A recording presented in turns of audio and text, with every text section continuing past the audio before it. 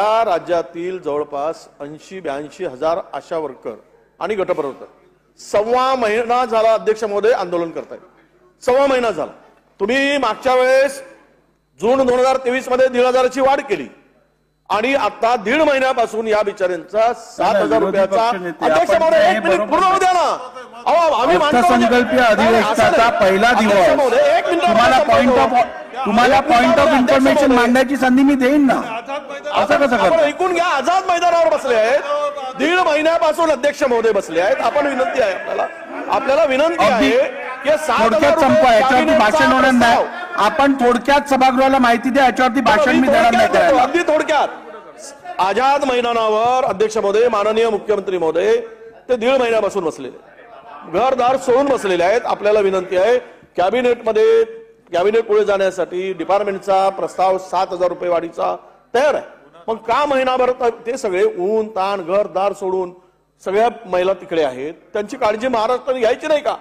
आणि त्यांची मागणी जास्त मागणी आहे इतर राज्याच्या तुलनेत. त्यांनी जे आंदोलन पुकारलं आहे त्यामध्ये आपल्याला विनंती आहे की तो कॅबिनेटमध्ये प्रस्ताव आणा आणि 7,000 रुपयाची वाढ आहे ती तरी करून घ्या.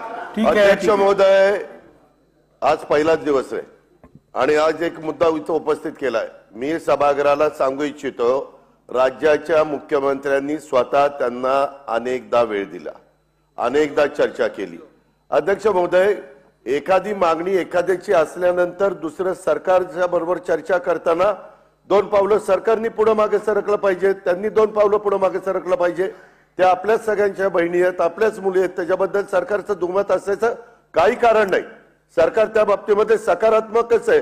परंतु अलीकडच्या काळात काही गोष्टी अशा घडतात, हे असं आम्हाला असंच झालं पाहिजे असं कसं होईल? शेवटी बाकीचा पण सगळं आर्थिक परिस्थिती बघावी लागते, इतर गोष्टी तपासाव्या लागतात. मी पुन्हा आज विरोधी पक्ष नेत्यांनी मुद्दा काढलेला असल्यामुळं मी सभागृहाच्या माध्यमातून राज्यातल्या आशा वर्करला पण सांगू इच्छितो आणि सगळ्यांना सांगू इच्छितो, आम्ही तुमच्या बाबतीत सकारात्मक आहोत. आपण त्या ठिकाणी चर्चेला या, थोडं पुढे मागे व्हा, आपण विषय संपून टाकू. ही मुख्यमंत्री सौम्य लाठीचार्ज करण्याचे आदेश कोणी दिले होते तर देवेंद्र फडणवीसांनी दिले होते, ते मान्य केले. सरकार का चूप बसलेली होती त्या काळामध्ये?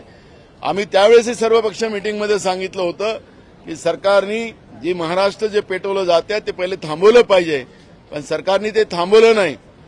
सरकारचा किती सहभाग आहे हे फक्त मुख्यमंत्र्यांनी एकदा सदनामध्ये सांगावं की माझं जरंगा पाटलाशी हे बोलणं झालं. वस्तुस्थिती पुढे येईल ना. तपास घेण्याची गरज काय? पोलिसांवर कसा दबाव आहे? साधा मागासवर्गीय आयोगावर किती दबाव होता? निरगुडे आयोगाला राजीनामा देऊन पळावं लागलं. आताच्या शुक्रे आयोगामध्ये मेश्राम नावाचे त्या ठिकाणले सदस्य होते, त्यांनी राजीनामा देऊन पळालेत. आखरी या सरकारचा दबाव प्रत्येक व्यवस्थेवर आहे. खोटी रिपोर्ट आणून एक प्रकारचा निवडणुकीच्या काळामध्ये फायदा घेण्याचा प्रयत्न करू शकतील. पण मुख्यमंत्र्याला अगर खरंच दम असेल या सरकारमध्ये तर जरांगे पाटलाशी काय बोलणं झालं होतं मुख्यमंत्र्याचं ते त्यांनी जाहीर करावं. म्हणजे जरांगे पाटील बोलतील ना काय झालं होतं की नाही झालं होतं. तर ही स्पष्टता एकदा आली पाहिजे. मग हे दुसऱ्यावर पवार साहेबावर असतील की उद्धव ठाकरे साहेबावर असतील आरोप लावायचा असेल तर आरोप तर लोकशाहीमध्ये कोणालाही लावता येतं, पण फक्त आता मुख्यमंत्री म्हणून त्यांनी उत्तर द्यावं ही भूमिका आमची आहे.